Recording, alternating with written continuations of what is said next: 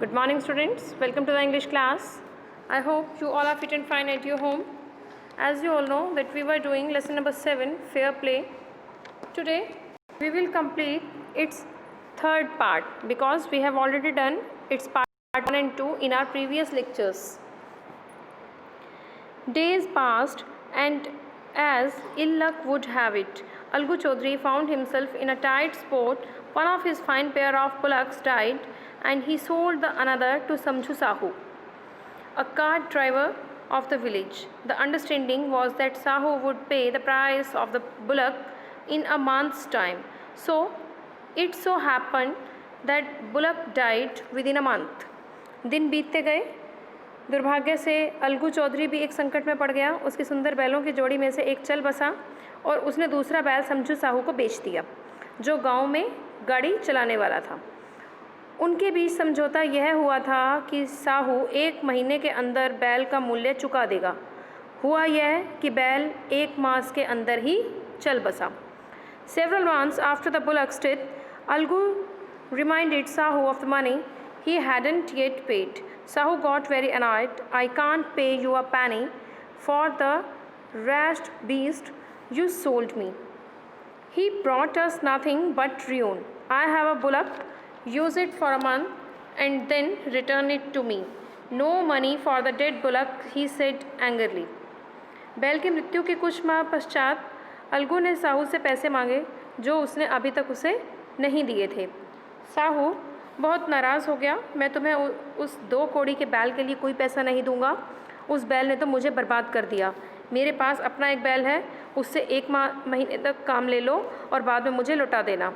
उस मरे बैल की कोई कीमत नहीं दूंगा। उसने गुस्से में आकर ये शब्द बोल दिए। Algu decided to refer the case to the panchayat for a second time. In a few months, preparations for holding the panchayat were made and both the parties started meeting people seeking their support. Algu ने अपना मामला पंचायत के सामने ले जाने की सोच ली। कुछ महीने के दौरान एक बार फिर से पंचायत बुलाने की तैयारियां की गई। दोनों ही वादी और प्रतिवादी लोगों के पास उनका समर्थन पाने के लिए जाने लगे।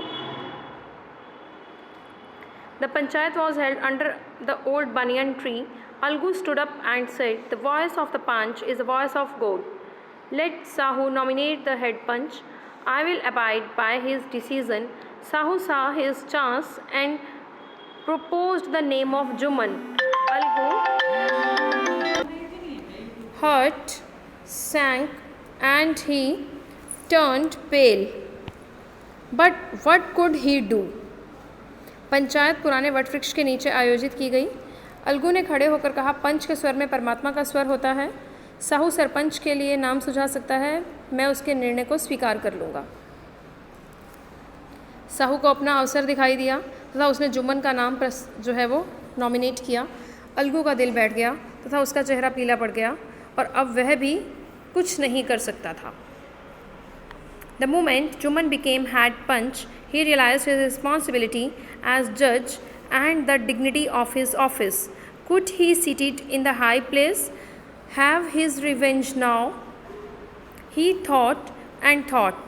No, he must not allow his personal feelings to come in the way of speaking the truth and doing justice. जिस टाइम जुम्मन सरपंच हो गया, उसे न्यायाधीश के रूप में अपने दायित्व का और अपने पद की गरिमा का एहसास हो गया। क्या ऐसे ऊंचे पद पर बैठकर वो अपना बदला ले सकेगा? उसने बहुत सोच विचार किया। नहीं, उसे अपने व्यक्तिगत भावनाओं को सच कहने तथा न्याय करने के रास्ते में बाधक नहीं बनने देना चाहिए।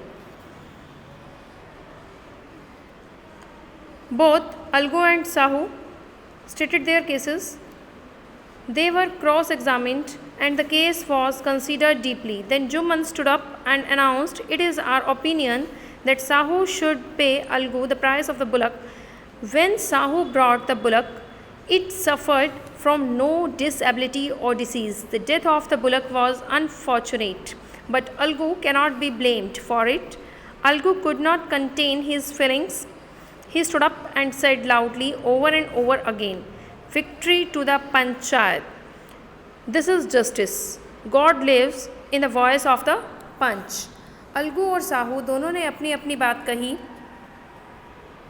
जिनसे जिरह की गई तथा मामले पर गहराई से विचार किया गया। तब इसके बाद जुम्मन खड़ा हो गया और अपना निर्णय सुनाया। हमारी राय में साहू को चाहिए कि अलगू को उसके बैल की कीमत चुकाए। जब साहू ने बैल खरीदा था तो उसमें कोई अपंगता या कोई किसी तरह की बीमारी नहीं थी। बैल की मृत्यु अचानक किसी दुर्भाग्यपूर्ण घटना से हुई है, पर इसके लिए अलगू को दोष नहीं दिया जा सकता। अलगू अपनी भावनाओं पर काबू न रख सका। वह खड़ा हो गया और बार बार चिल्लाया, पंचायत की जय हो, इसे न्याय कहते हैं। पंच के कंठ से यानी कि गले से परमात्मा की आवाज़ निकलती है। Soon after, Jumman came to Algu, embraced him and said, since the last panchayat, I had become your enemy. Today I realized what it means to be panch. A panch has no friend nor enemy. He knows only justice. Let no one deviate from the path of justice and truth for friendship or enmity. Algu embraced his friend and wept, and his tears washed away all the dirt of misunderstanding between them. इसके तुरंत बाद जुम्मन अलगू के पास गया और उसे गले से लगा लिया और बोला, पिछली पंचायत के बाद से मैं तुम्हारा शत्रु हो गया था। आज मैंने महसूस किया है कि पंच बनने का क्या अर्थ होता है। पंच का कोई मित्र अथवा शत्रु नहीं होता, वह तो केवल न्याय करने वाला होता है। कोई भी व्यक्ति अपना मित्र अथवा शत्रु नहीं होता, वह तो केवल न्याय करने वाला होता है। कोई भी व्यक्ति अपनी दोस्ती, अपने वैर के वास्ते न्याय और सत्य का मार्ग ना छोड़े। अलगू ने अपने दोस्त को गले से लगा लिया और रोने लगा, और उसके आंसुओं ने उसके बीच की सारी गलतफहमियाँ साफ कर दी। वो सब धूल की तरह, जैसे हम धूल को वॉश आउट कर देते हैं, उसी तरह से उसकी सारी गलतफहमियाँ भी वॉश आउट हो गई। Thank you.